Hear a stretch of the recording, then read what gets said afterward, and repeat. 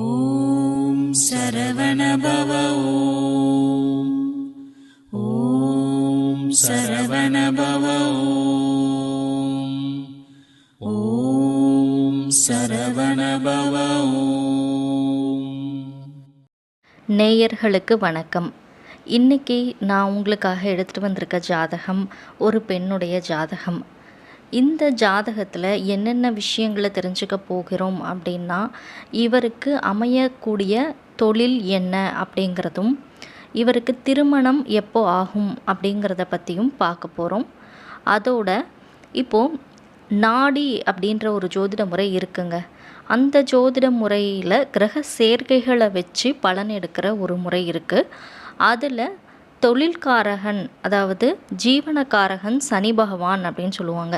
அந்த சனி பகவானுடைய அமைப்பு, அந்த சனி நிற்கக்கூடிய இடத்திற்கு 1ஆம் இடம், 2, 12, 7, 5, 9 இந்த இடங்களில் இருக்கக்கூடிய கிரகங்களை எல்லாம் சேர்த்து அதனுடைய ஒட்டுமொத்த பலனை வச்சு தான் ஜீவனம் அமையும் அப்படிங்கிறது நாடியினுடைய சிறப்பு விதி.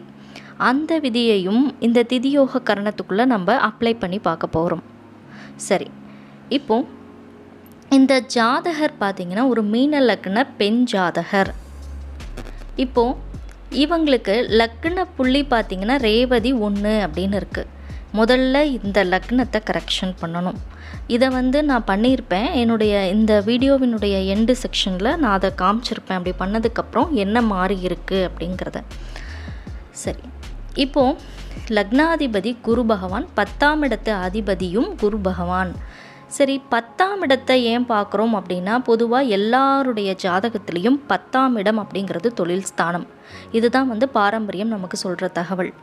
அப்போது இந்த 10ஆம் இடத்து அதிபதியும் லக்னாதிபதியும் ரெண்டும் ஒன்று தான். இப்போ இந்த ஜாதகம் மீன லக்னமாக இருக்கிறதுனால 10ஆம் இடத்து அதிபதி குரு பகவானாக இருக்கிறதுனால இந்த குரு எங்கே இருக்கார் அப்படின்னு பார்க்கணும்.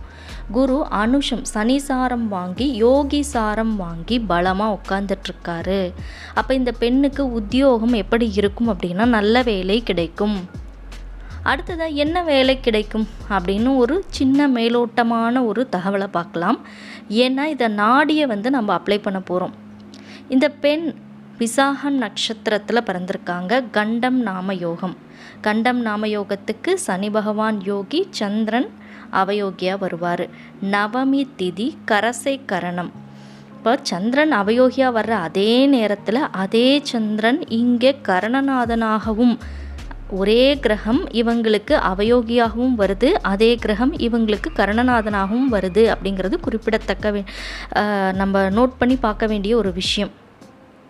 சரி, இப்போது இந்த மாதிரி இருக்கிறதுனால இவங்களுக்கு என்ன மாதிரியான ஒரு பலன்கள் கிடைக்கும் அப்படிங்கிறத பார்க்கணும்.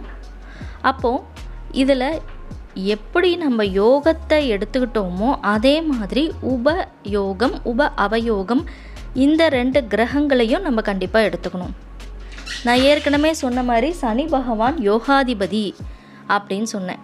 அந்த சனி பகவான் எங்கே இருக்கார் அப்படின்னா, லக்னத்துக்கு 12ஆம் இடத்துல தன் வீட்டில் ஆட்சி பலம் பெற்று மூலத்திரிகோண பலம் பெற்று நல்ல நிலையில் அமர்ந்திருக்கிறார். இந்த சனி பகவானுக்கு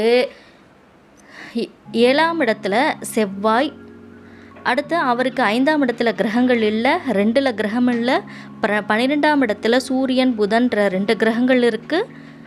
சனி பகவானுக்கு 9ஆம் இடத்துல சந்திரனும் ராகுவும் இருக்கிறார்கள்.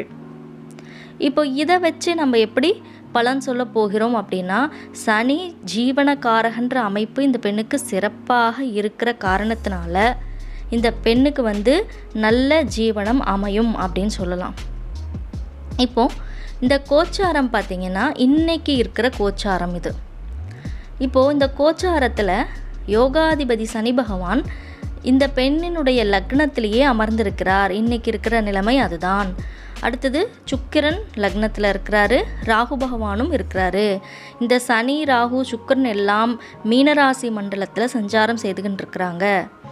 அடுத்ததாக பார்த்தீங்க அப்படின்னா குரு பகவான் பெயர்ச்சி அடைய போகிறார். இப்போ அவர் இந்த மீன லக்னத்துக்கு 4ஆம் இடத்துல சுகஸ்தானத்தில் சஞ்சாரம் செய்வார்.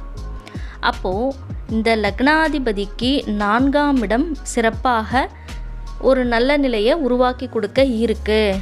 ஏன்னா இந்த பெண்ணுக்கு வந்து இத்தனை நாளாக பார்த்தீங்க அப்படின்னா திருமணம் சம்மந்தப்பட்ட விஷயங்களில் சரியாக முடிவு எடுக்க முடியாத ஒரு சூழ்நிலை இருந்தது. இப்போ தான் சனி பகவானினுடைய அந்த பார்வை லக்னத்துக்கு 7ஆம் இடத்துக்கு மேலே விழப்போகுது. அத்தோட லக்னாதிபதி குரு பகவானும் தன் இடத்தை விட்டு, அதாவது ரிஷபராசி மண்டலத்திலிருந்து பயிற்சியாகி மிதுனத்துக்குள்ளே வரப்போகிறார். இப்போ இதெல்லாம் வச்சு பார்க்கும்போது இந்த பெண்ணுக்கு வந்து கண்டிப்பாக இந்த வருடம் திருமண பாக்கியம் உண்டு அப்படிங்கிறத நம்ம தெள்ள தெளிவாக தெரிந்து கொள்ளலாம். ஆல்ரெடி இவங்க திருமண முயற்சியில் தான் இருக்காங்க. ஆனால் அந்த முயற்சி வந்து இன்னும் கைகூடி வரவில்லை அப்படின்ற ஒரு கவலை மட்டும் உங்ககிட்ட இருக்குது. ஸோ அந்த விஷயத்துக்காக தான் இந்த ஒரு நம்ம ஒரு புரிதலை கொடுக்குறோம். அடுத்ததாக இப்போது லக்னம் பாருங்கள், மீன லக்னம் சொன்னோம். நம்ம வந்து அந்த டிரான்சிட்டில் இருக்கக்கூடிய நிலையை வச்சு திருமண நிலையை சொல்லியாச்சு. வேலைன்னு சொல்லும்போது ஜீவனக்காரகன் இல்லையா? அப்போது இங்கே செவ்வாயோடைய முதல் தொடர்பு வாங்கியிருக்கு. அதில் 75% ஒரு இணைப்பை கொடுக்கும். கிரகத்தில் சனி செவ்வாய் வந்து ஒரு போராட்டமான ஒரு நிலைமையை கொடுத்துரும். அதே மாதிரி அதிகார பதவிகளையும் கொடுக்கும். இங்கே சனி யோகக்காரகனாக இருக்கிறதுனால செவ்வாயுடைய சேர்றது அப்படிங்கிறது இந்த பெண்ணுக்கு அதிகார பதவிகளை பெற்று கொடுக்கக்கூடிய ஒரு அமைப்பு. அடுத்தது இந்த சனி பகவான் சந்திரனுடையும் ராகுவோடையும் சேர்க்கை பெறுகிறார். அப்போ வெளிநாடு வெளி இடங்களில் வேலையினால் அலைச்சல் ஏற்படும். இவங்களுக்கு வந்து அடிக்கடி இடமாற்றம் ஏற்படும். கடல் சார்ந்த விஷயங்களினுடைய தொடர்பு இவங்களுக்கு கிடைக்கும் அப்படின்னு இந்த ஜாதகத்துக்கு நம்ம சொல்லலாம். அடுத்தது சனிக்கு பின்னோக்கிய வீட்டில் 12ஆம் இடத்துல சூரிய பகவானினுடைய சஞ்சாரம் இருக்கு இல்லையா? சூரியன், புதன், இந்த கிரகங்கள். ஸோ இந்த கிரகங்களினுடைய தொடர்பும் இருக்கிறதுனால இவங்களுக்கு நல்ல அறிவுடன் திறமையுடன் செய்யக்கூடிய வேலைகளும் கிடைக்கும் அப்படின்னு சொல்லலாம். இதில் சனிக்கு சூரியன் பகை, புதன் நட்பு. இந்த பெண்ணுக்கு அடிக்கடி வந்து கனவுகளினால் தொல்லைகள் ஏற்படுறதா சொல்லியிருக்காங்க. இந்த சந்திரன் ராகுவினுடைய சேர்க்கை இவங்களுக்கு கரணநாதன் வந்து என்னதான் சந்திரனாக இருந்தாலுமே கூட அடிக்கடி இந்த கனவுகளின் தொல்லைகள்லேருந்து இவங்க மீண்டு வெளியில் வரணும் அப்படின்னா சத்ரு சம்ஹார வேல் பூஜை பண்ணணும். ரணபலி முருகன் கோவிலுக்கு சென்று வரணும். அப்படி இல்லைன்னா வீட்டிலையே வந்து அவங்க சஷ்டி கவசம், சண்முக கவசம், வேல்மாறல் இந்த மாதிரியான கவசங்களை அடிக்கடி பயன்படுத்திக்கிட்டே வரும் பொழுது அவங்க மனம் நல்ல ஒரு நிலையில் இருக்கும். இந்த கனவு தொல்லைகள்லேருந்து அவங்க நிச்சயமாக சீக்கிரமாக விடுதலையாகி வெளியில் வருவாங்க. அடுத்ததாக நேயர்களே, மீண்டும் நான் உங்களை அடுத்த பதிவில் சந்திக்கின்றேன். நன்றி, வணக்கம். வளங்கள் யாவும் வளர்மதியாய் பெருக.